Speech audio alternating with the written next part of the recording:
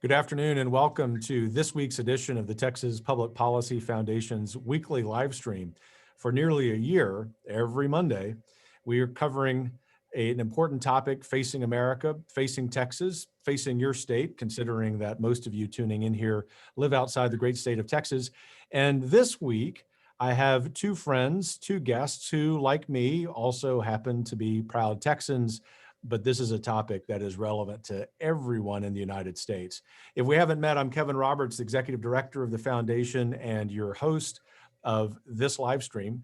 Today, we talk about a real important topic facing not just the conservative movement, not just the state of Texas, not just America, but really the entire world.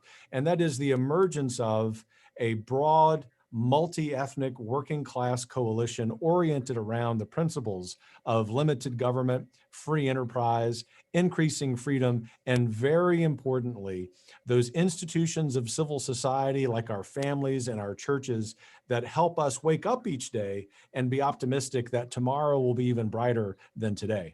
And so joining me today to flesh out this wonderful hour of ideas and policies and an optimistic future are my friends Monica de la Cruz Hernandez, joining us from Edinburgh, Texas, and Jorge Martinez, who is the Texas Coalition's Director for the Libre Initiative. He's in Mission, just around the corner from Edinburgh. I'm here in Austin, the greatest state capital of the greatest state, the greatest country in the history of the world.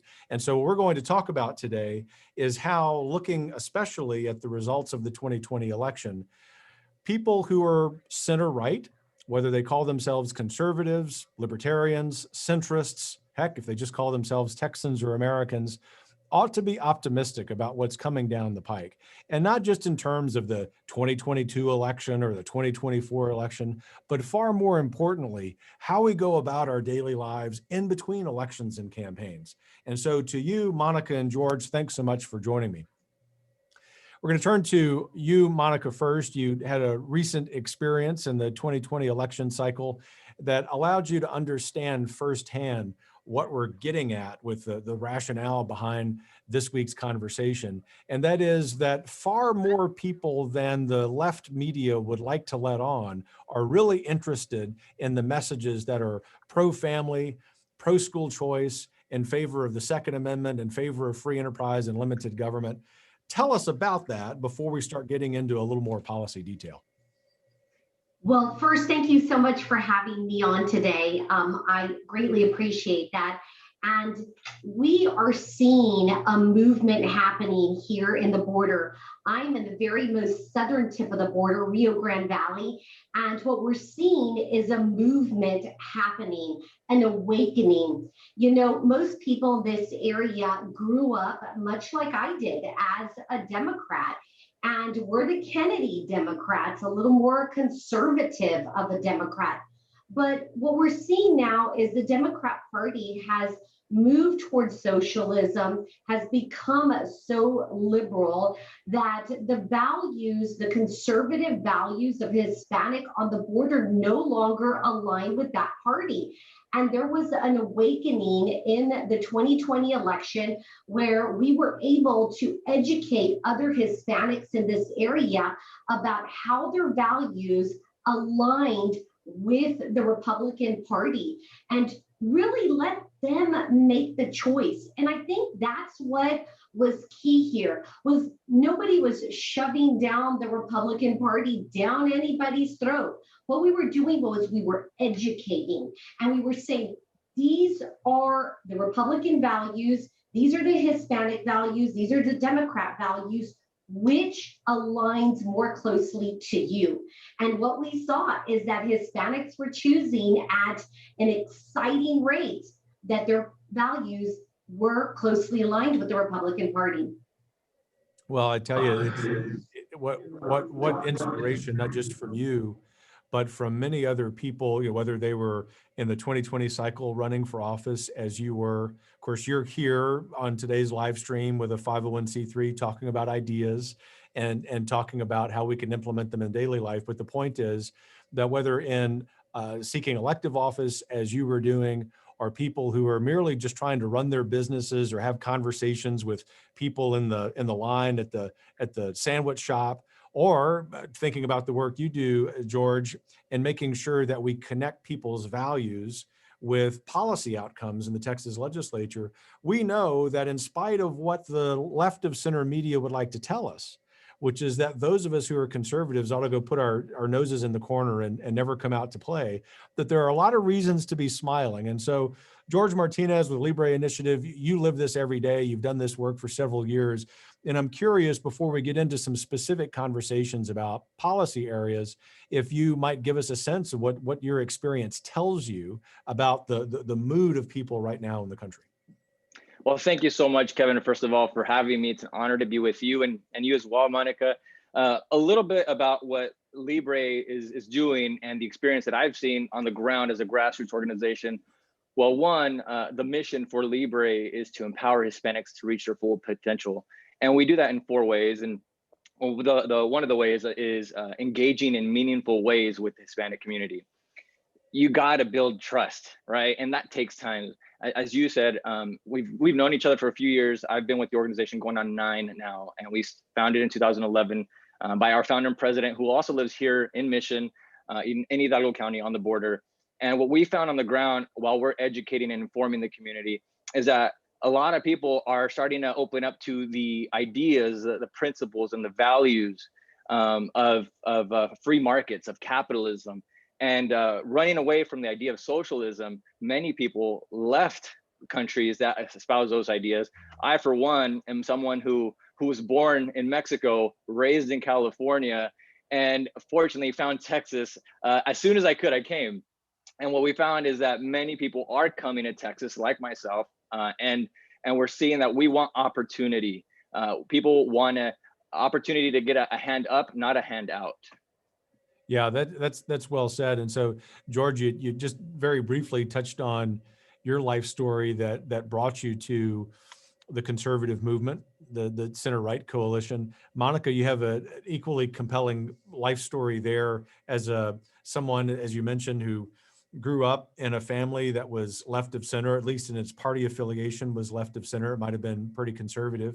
And yet here you are, one of the icons of the conservative woman year. You fell a little bit short in 2020. That's given you, through Providence, the opportunity to do things like this, talk about conservative ideas, talk about broadening the audience, an optimistic future. But the point is, for our audience members who themselves at this moment might be left of center, or who have themselves undergone a transition to understanding themselves as being conservatives, what is it about your life story that caused you to realize that you're really a conservative?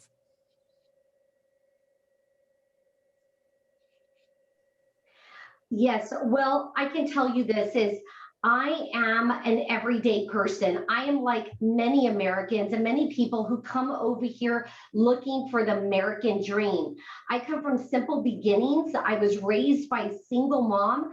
There is no political background in my story.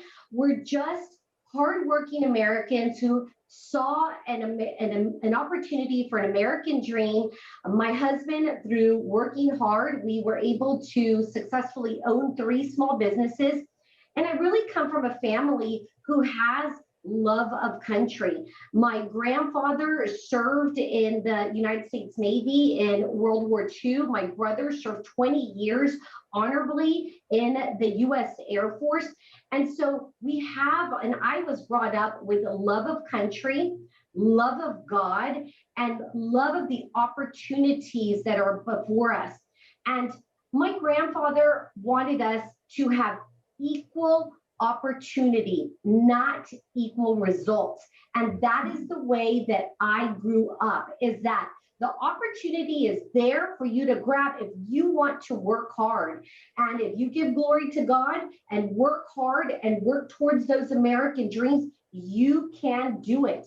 And I'm living proof that we can come from simple beginnings and we can seize the American dream. And so I think that's why people were able to gravitate and to relate with me, because I'm just like them. I'm an everyday American.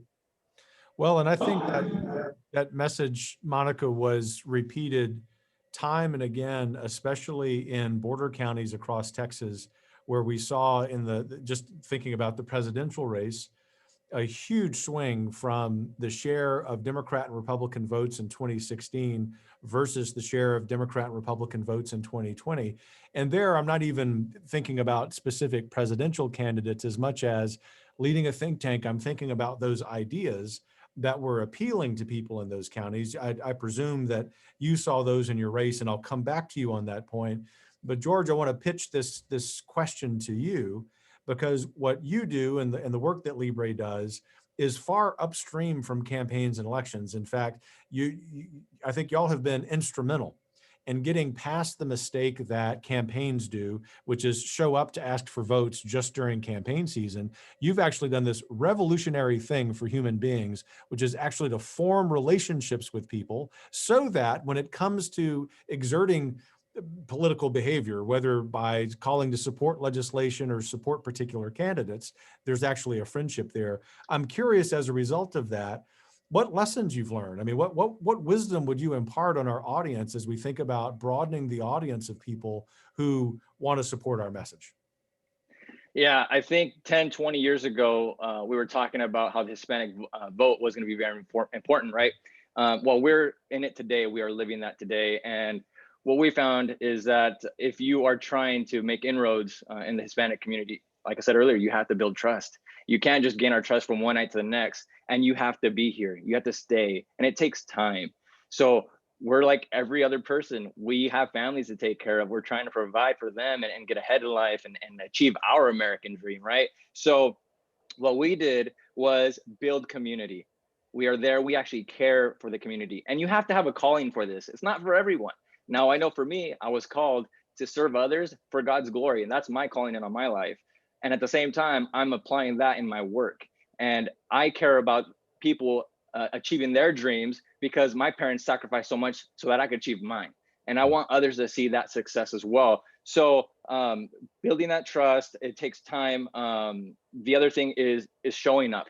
And all obviously, if there's birthday parties, there's events, things like that, you got to be there. You got to be their friend. But it has to be meaningful. Like I said earlier, if it's not meaningful, they're going to see right through you and you're not going to have any time of day. So thankfully, Libre has been around for 10 years and we have stuck around. The day after Election Day, we are still here and we're still doing our grassroots work, phone banking, canvassing, text messages, and much more aside from that. And I want to come back to that, because where you and I spend quite a bit of time each year working together is on some shared policy goals that Libre and the Texas Public Policy Foundation work on. And we want to highlight those for folks who are interested in what's going on in the Texas legislative session. But the pivot I want to make just momentarily is to some federal issues that I'll ask you, Monica, to comment on. And in particular, what I'm thinking about, hearing George talk about just the day-to-day activity of doing grassroots work, which is being part of a community, is the rationale of why our foundation opened an office in DC a few years ago. And one of the first policy areas that we sort of planted our flag with in the nation's capital on behalf of all Texans was immigration reform. And people in the swamp, going back to your comment, Monica, about just being simple people in the swamp are not. They're very complicated, and so complicated they couldn't figure out the following: that the vast majority of Texans, whether we're Anglos like me, folks of Mexican descent, as the two of you are, we are all pro-immigrant. And we're pro-immigrant because in the civil society known as Texas, every day we live out the American dream more profoundly than anyone on the planet. One of the reasons for that is we can actually celebrate our diversity in the best sense of that word, whether it be our skin color, our native language, our religion, and we can do so with smiles on our faces because we understand that while the left might want to use those differences to divide us, they're very unifying for us as Texans. And so we ought to go to the nation's capital and talk about immigration reform in a way that tells people this ought not be a policy that divides folks on the right. Folks on the right ought to be taking the lead. And so I'm curious, Monica, in your experience or as you look ahead to the next few years, what are some of those key issues in the Rio Grande Valley that you think will attract a majority of voters as they're taking stock of America in 2021? Well, let me tell you a little bit about our district and what is so unique about it. This district goes all the way down to Hidalgo. We are in the McAllen-Edinburgh area, which houses the largest Border Patrol sector in the nation. Now, what most people don't realize is that Border Patrol agents are friends, there are neighbors, there are relatives. These are people that are trusted and respected in our community.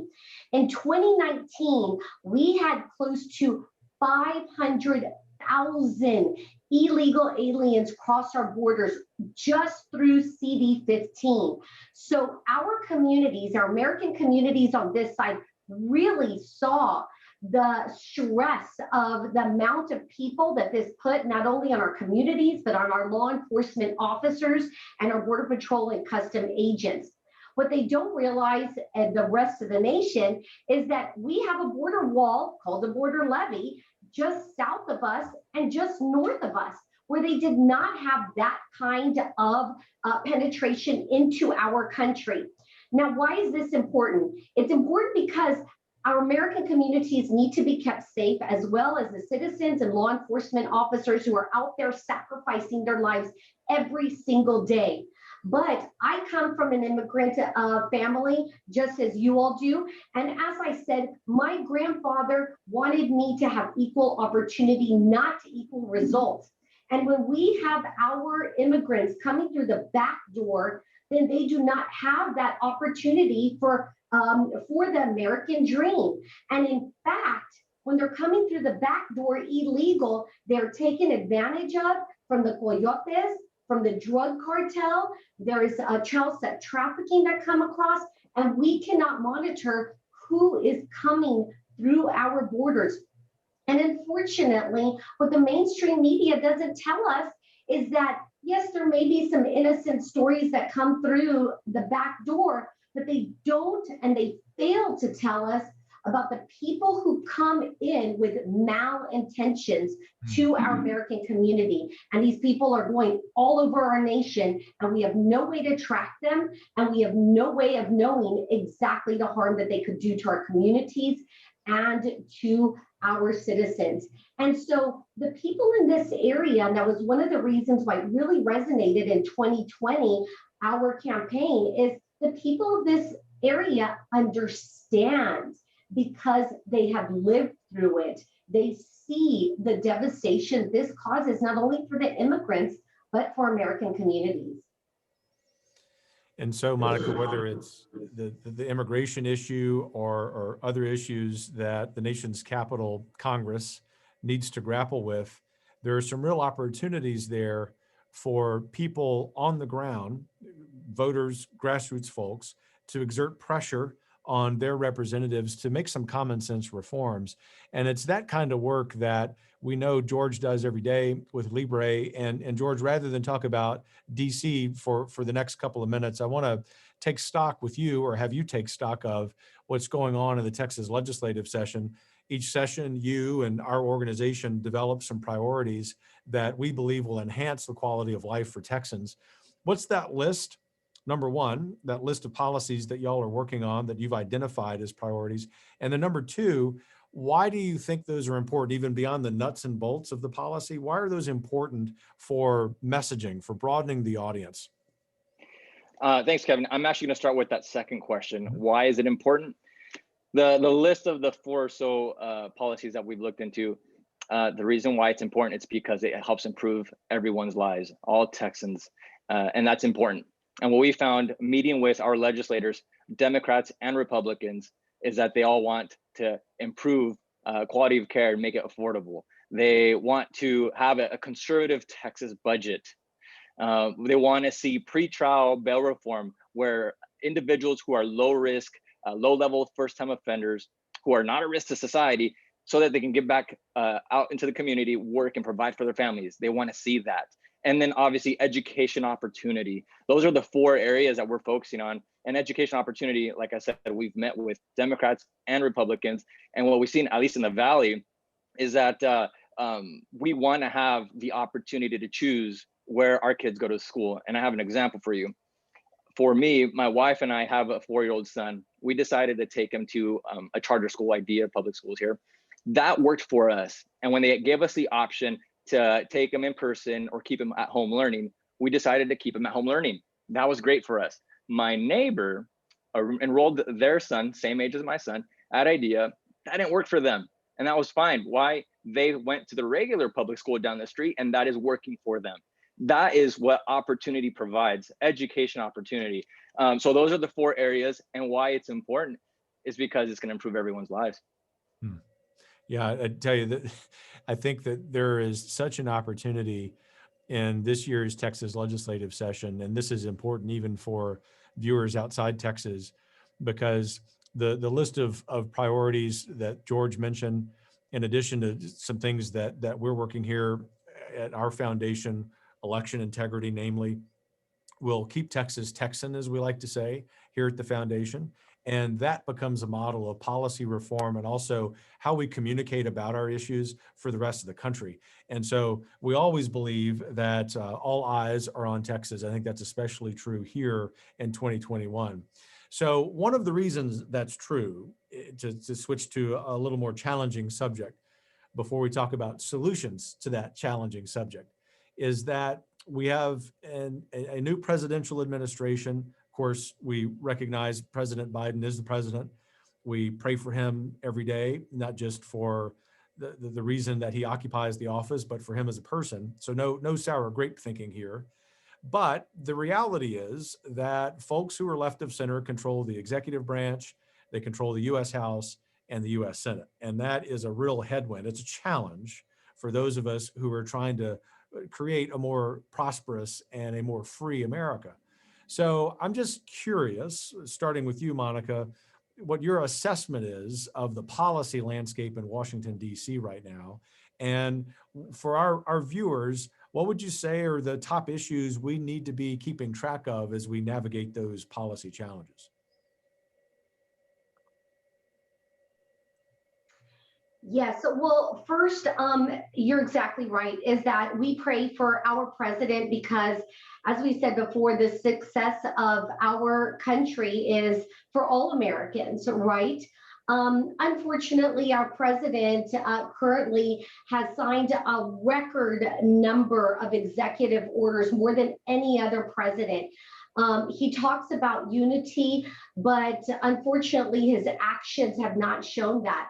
What concerns me is that he's bypassing Congress in order to make things happen that he feels that are partial to his party and that the country wants. And this is not the way our Constitution was built. That's not the way that things are supposed to work in Congress and with the president. So it is very alarming that some of the actions that he's done are bypassing Congress and following the way that our Constitution was meant to be built.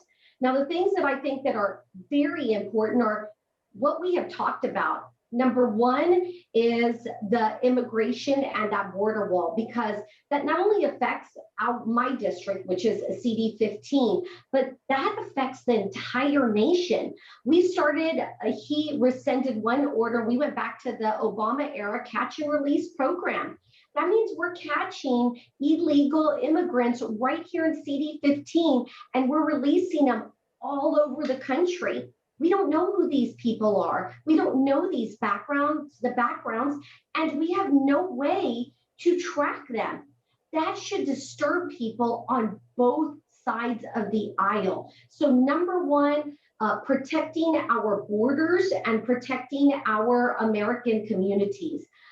Number two, the second thing we should be talking about is our gun laws, our Second Amendment right.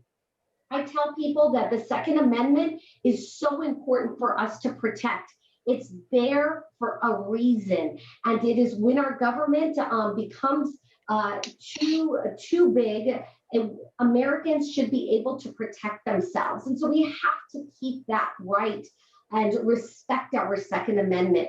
And the first thing that, I think we took for granted even 3 years ago is our First Amendment, which is freedom of speech. We've seen a lot of censorship over the last 3 months that are disturbing, so disturbing in some cases that we even had the Mexican government step up and say, there's a problem in the United States. That kind of censorship of a president or other individuals who have an opposing idea is not right. And we should all be concerned about it. That is why it is the First Amendment. So those are the three things that I feel are very important on a national level that we must tackle right away.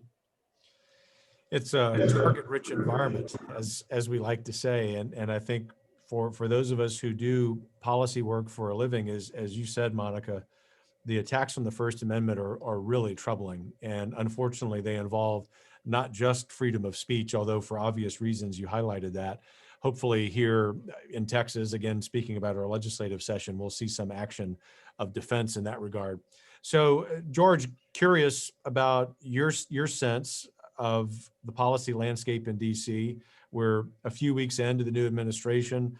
One party controls both chambers of the Capitol. I know you tend to focus more on Texas matters, but obviously that context in DC is something that's relevant to the work that you're doing here in Texas.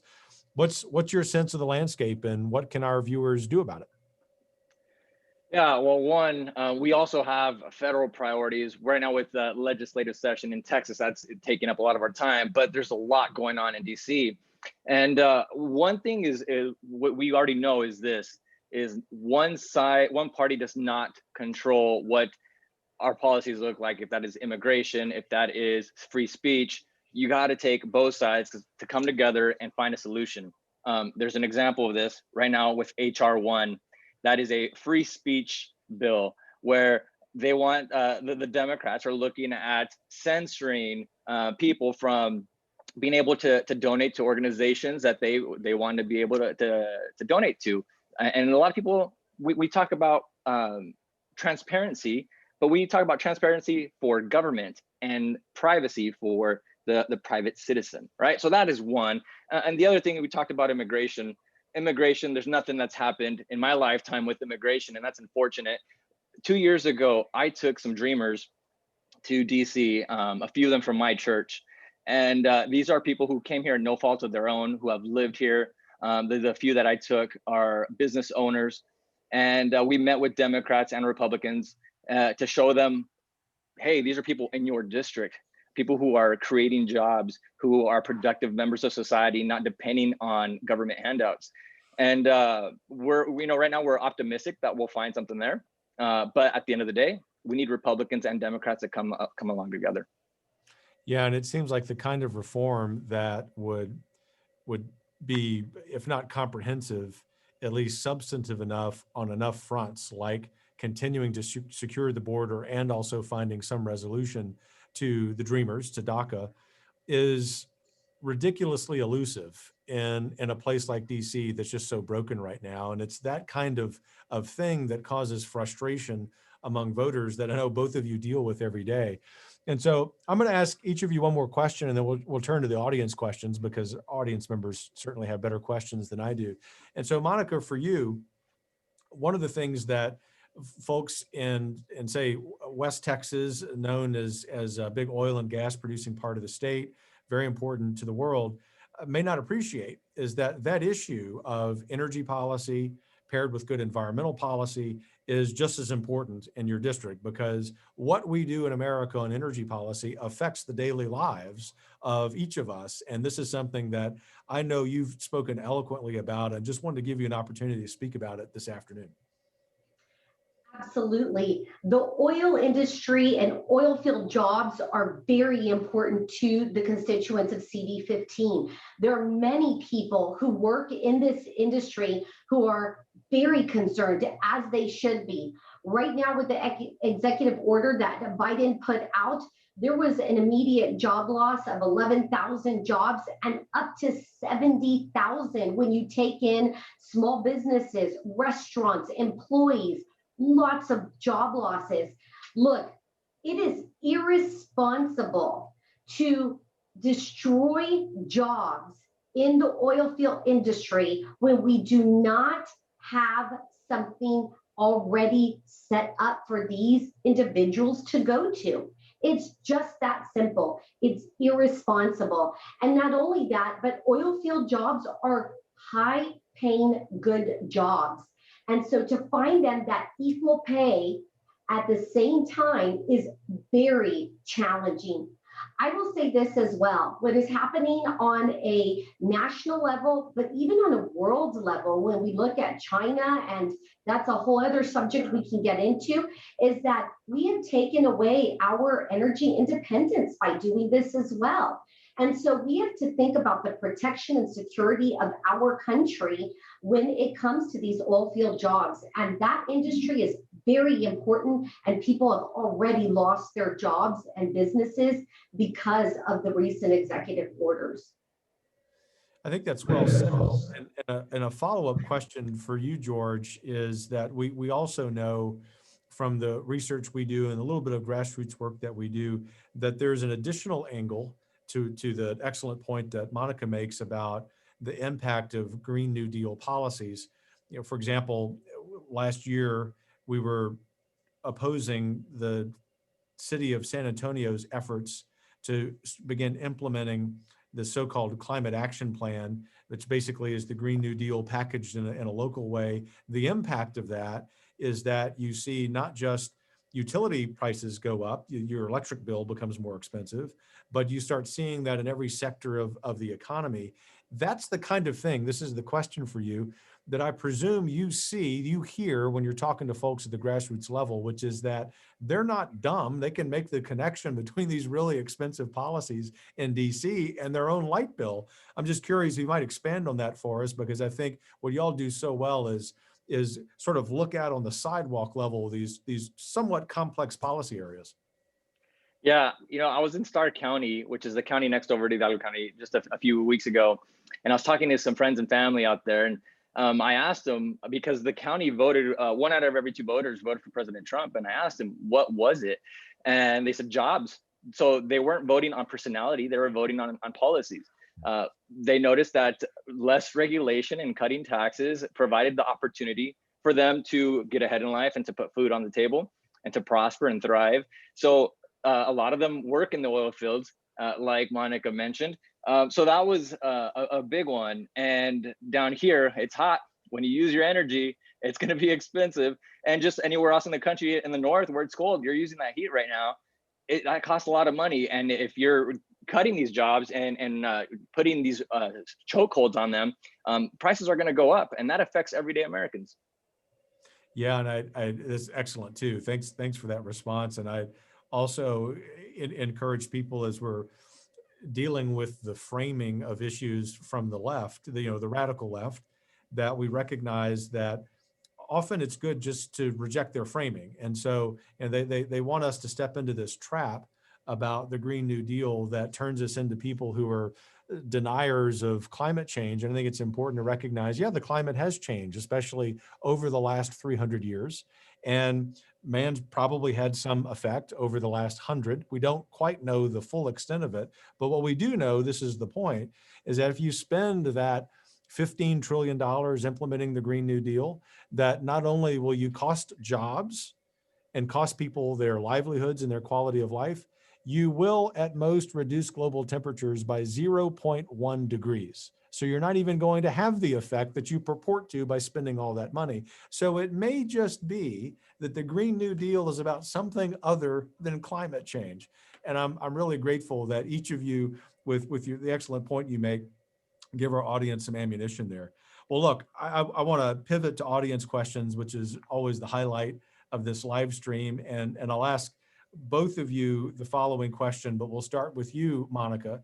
And that is that observers of the 2020 election have called this a red wave, especially in places like where you are and where you ran for office, the Rio Grande Valley.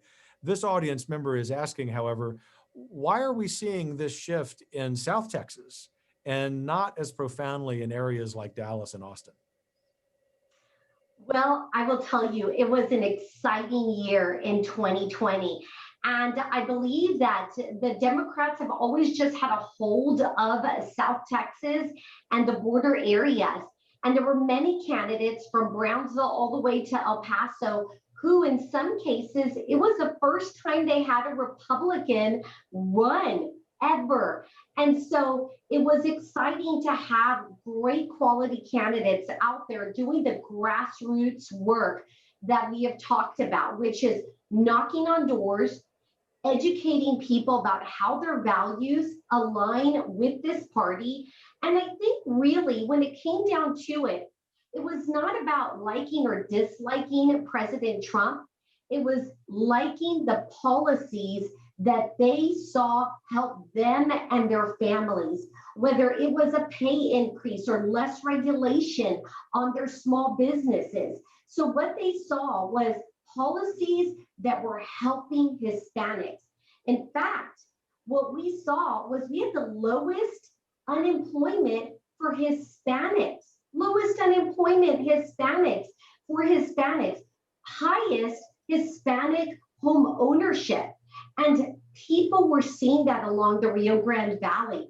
And I think that they had an awakening in 2020.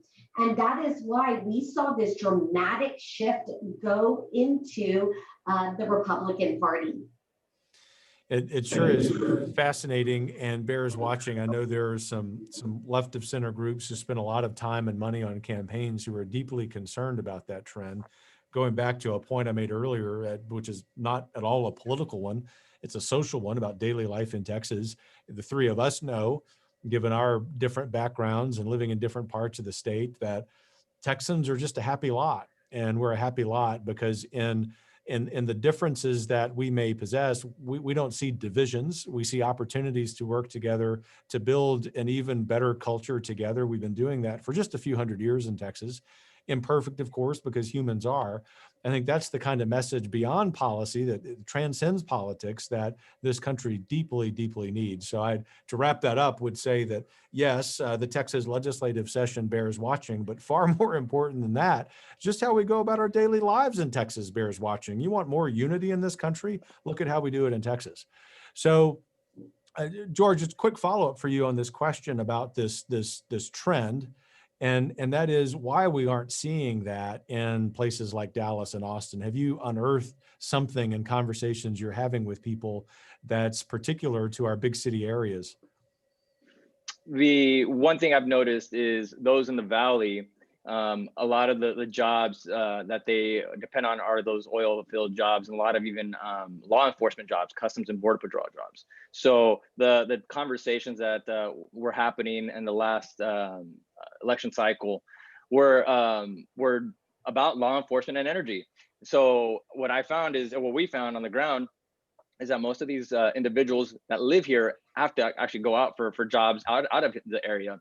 So they rely on the income from out of there to bring back here and spend at their local grocery stores, at the gas stations, at the malls. And whereas in the Dallas area, there's a lot of good paying jobs in Dallas. So a lot of people are staying there. So that could be it. Another part I want to take some credit for it is the work that Libre has been doing for the last 10 years here in the Valley, is educating and informing through our C3, the Libre Institute, and the Libre Initiative.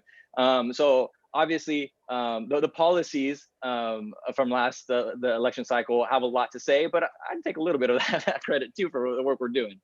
I think you deserve it. In fact, I was going to give you that. It's clearly one of the factors there. So next question, which I'll pitch to you, Monica. How can we best communicate that the values Hispanics share regarding family and community are those embraced by the conservative and free market movement? Well, I think the best way to do that is by us spending more time in the Rio Grande Valley and along the border. What we need to do is keep educated, take it to the next level with the Hispanic community. And as I said before, it's really as simple as saying, hey, your values are pro-God, pro-life, pro-Constitution. And guess what? The Republican Party's values are the same. And if we can touch enough people, especially in the Spanish language television and radio, part of the challenge that we face is that many of the communities along the border are still lower income. And so they're only watching the mainstream media, television. And so we have to go through those mediums to touch them still. So there's a lot of work to still be done. So I'm sure Jorge and myself, we both welcome people and more attention from the party on a state and on a national level, because what we can say and what I can say is that people here are awakened. And what happened in 2020 with the defund the police, with taking away or wanting to restrict gun ownership and the pro-life movement that was happening under President Trump, the people are concerned because they're hardworking individuals. They believe in our constitutional rights, and they come from many countries in South America where there is a socialism. They don't want to see that here. And so I think 2020 really made us show the stark differences between the Republicans and the Democrats. And that's why we saw an awakening in the Hispanic culture. We still have work to do, and we still need and want that grassroots in this area to keep educating for the 2022 election. And the time is now. We cannot wait until 2022 to start. We must start now. That is correct. Members of the audience who are real interested in the campaign and election cycle, not the purview of Texas public policy, because we're focused on the ideas and policy side. Both of those are important. This timing is really crucial, as Monica says. And so, George, just want to come back to you on a related question that an audience member asked, and that is, what are the mechanics? What's the approach of how Libre goes about taking this message, say, as Monica outlined it, and reaching these communities? How do you actually accomplish the work that you do, in other words? Yeah, you got to break down the messaging. You can get deep down into the weeds of the policy, but that's going to go right over anyone's head that's not involved in policy 24/7. One, you got to break it down to a level that we're all going to understand, and that's me included, right? So, and making them or showing them that these policies have negative or positive consequences on their life, and you inform them of why they should take action and why it's important to take action. So how do we do it? Like I said in the very beginning of this conversation, you got to get to know individuals, take them out to eat. They're your friends, your neighbors, people in your church. Just you have to try, and it has to be meaningful. That is so true. I hear time and again, every time I go down to the Rio Grande Valley in particular, where folks are so friendly, and ask them, what can conservative types do a better job of? It's exactly what you outlined. And they'd say repeatedly, and it makes sense. I mean, any of us as humans would say this: don't come once every 2 years or once every 4 years asking for our votes. It's so pandering and condescending. No one, regardless of our background, would like that. Be part of the community. And it's really common sense. And if we can do that, couched in sincere optimism, we start building a movement. And it goes back to the question y'all dealt with about why we're seeing a real shift toward explicit conservative voting in the counties of the Valley and even beyond, other parts of Texas, north and west of y'all, northwest of y'all, that I think will continue. So one more question for you, Monica, and then we'll begin to wrap up here. And this question from an audience member is, how can we get more Hispanics involved in running for office? Well, I think it starts with getting a Hispanic elected. And what our area really needs is hope. When I ran in 2020, what I found was that even Republicans in this area didn't have the hope that anybody had even a chance to get elected. And so what we proved in the 2020 election is that it is possible, and there is an awakening, and that Hispanics understand how their values are aligned with the Republican Party. So now there's hope, there's motivation, there's excitement. So we've got to take it to the next step. is we've got to get a Hispanic, I'd like it to be me, of course, elected in the 2022 election, someone from the border that understands truly this border community. I'm born and raised in the Rio Grande Valley. I understand its needs. And I think that once that happens, I think that will really encourage other Hispanics to run for office. I'll tell you this, our Hidalgo County GOP just recently put on a candidate training, never been done before. In that training, we had 65 individuals show up. We've never had people show up and say, I am willing to step out into the community and say, I'm a Republican running for office. So that was extremely exciting. Since then, we've had 5 people actually signed the paperwork and said, I'm moving forward because, Monica, I saw you do it. You were a small business owner. You're still in business. You didn't go under, you didn't go under in your business, and you still have your employees and you're able to pay your bills. And you know what? We need a true two-party system here where people can have that choice and get to understand the differences. So we're very excited about that. And I think that was all because we doubled the Republican vote in Hidalgo. So I think there's a lot more Hispanic candidates coming this way. The next step is just to get one of us elected to a federal position. And I hope that's me in 2022. So thank you, Monica, for that response. I think it's something that your encouragement is relevant to anyone. And I would even take the liberty, if you don't mind, of making it nonpartisan, which TPPF is, that we need people to be engaged. And that's what we say in every event we do, especially in person here in our building. We're going to have differences of opinion, especially when we start thinking about folks being members of one political party or another. But the most important thing is that there's no way we can fix whatever the problems we believe exist in America without people stepping up and making the sacrifice in time and talent and treasure for this cause that's greater than ourselves, what we know is the United States of America.